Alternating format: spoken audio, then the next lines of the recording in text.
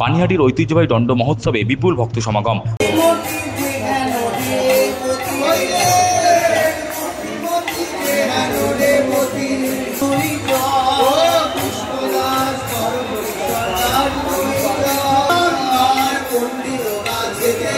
মহাপ্রভু চৈতন্যের স্মৃতি বিজড়িত পানিহাটির ঐতিহ্যবাহী দণ্ড মহোৎসব অর্থাৎ দই চিড়ের মেলা এবারে 509তম বর্ষে পদার্পণ করল।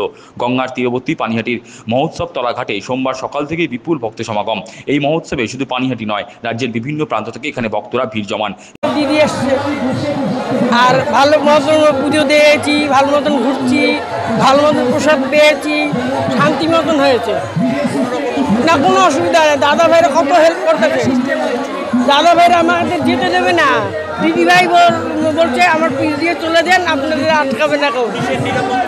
খুব ভালো, খুব ভালো, বললাম তো আমার মতো মানুষকে দিদি ভাই আর দাদা ভাই আমাকে পাস করে দিল, তার থেকে আর করবে অনেক ভালো ভালো। ইতিহাস বলছে, হরিনাম প্রচারের উদ্দেশ্যে নিত্যানন্দ মহাপ্রভুকে পানিহাটিতে পাঠান চৈতন্যদেব। 506 বছর আগের ঘটনায় তৎকালীন সপ্তগ্রামের জমিদার গোবর্ধনের সন্তান রঘুনাথ দাস গোস্বামী নিত্যানন্দ মহাপ্রভুর আশীর্বাদ না নিয়ে সেদিন চৈতন্য মহাপ্রভুর কৃপাশিস লাভের চেষ্টা করেছিলেন। বিষয়টি জানা মাত্রই বিরাগ ভাজন হন নিত্যানন্দ মহাপ্রভু।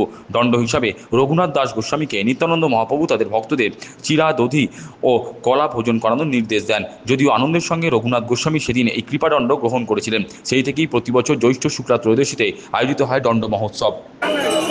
আজকের দিনে নিত্যানন্দবাবু এখানে রঘুনাথকে দণ্ড দিতে হয়েছিল।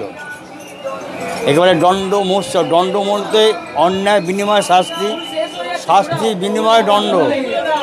দণ্ড অর্থাৎ এটা যে কৃপাদণ্ড।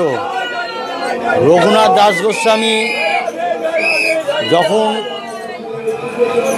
মহাপুরুষ দেখা করতে গেছিল, মহাপুরুষ দেখা পায়নি, সে নিত্যানন্দবাবু ধ্যান জেগে মহাপ্রভুকে এনেছিলেন, ওনাকে রঘুনাথকে দর্শন করিয়েছিলেন, ওই জন্য কৃপাদণ্ড। রঘুনাথ দাস গোস্বামী ছিল আদি সপ্তগ্রামের, তখনকার দিনে গৌরীর অধিপতি ছিল। জমিদার হিরণ্য গোবর্ধন দুই ভাই,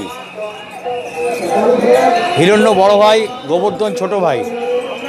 এই গোবর্ধনেরই সন্তান হচ্ছে রঘুনাথ। আর রঘুনাথ যখন জন্মায় কুষ্টি বিচারে ছিল রঘুনাথ সন্ন্যাস নিয়ে বেরিয়ে যাবে, তখন রঘুনাথকে আগলে আগলে আগলে আগলে বড় করতে লাগলো। যখন রঘুনাথের 18-19 বছর বয়স হলো, রঘুনাথকে সুন্দরী মেয়ে দেখে বিবাহ দেওয়া হলো যাতে মোহতে আটকে থাকে, কিন্তু তাতেও হলো না। রঘুনাথ একদিন খবর পেয়েছে শান্তিপুরে মহাপ্রভু এসছে চৈতন্যদেব। রঘুনাথ তখন বাপ জ্যাঠা হাতে পায়ে ধরে শান্তিপুরে যায়, কিন্তু মহাপ্রভু দেখা দেয়নি, সবে সংসার করেছে। ভক্ত মারফত বলে যে তুমি এক কাজ করো, তুমি